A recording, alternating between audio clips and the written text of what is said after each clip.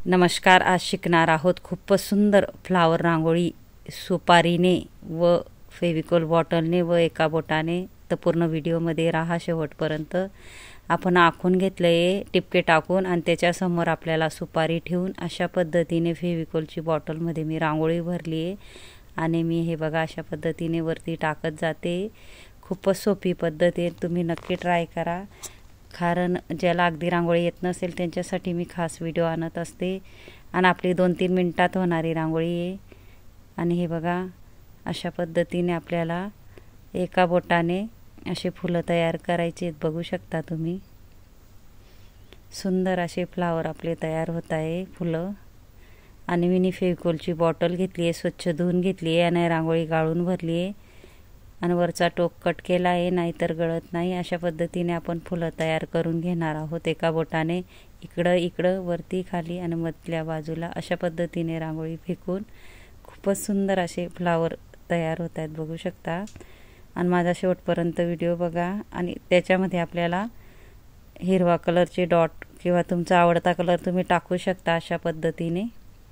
हे बघा असे डॉट पाडल्यानंतर मी फेविकॉलची बॉटल घेणार आहे आणि त्याच्याने मागच्या बाजूने आपल्याला थोडं थोडं असं गोल करून घ्यायचं आहे।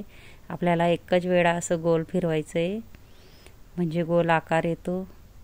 अगदी सोप्या पद्धतीने मी सुपारीने व फेविकॉलच्या बॉटलने तुम्हाला रांगोळी दाखवते। हे बघा आपल्याला इझिली असे पानाचे आकार काढून घ्यायचे आहेत।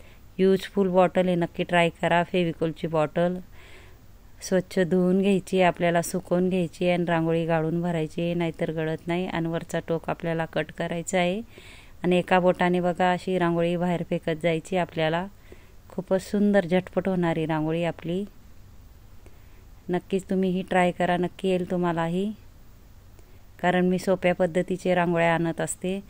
मधीही आपल्याला रेषा ओढून घ्यायच्या आहेत, इथूनही आपल्याला रेषा ओढून घ्यायच्या आहेत उभ्या बाजूने आणि मध्ये आपल्याला डॉट पाडून घ्यायचे आहेत। खूप बघा इझिली फेविकॉलच्या बॉटलने डॉट पडतात, तुम्हीही नक्की ट्राय करा।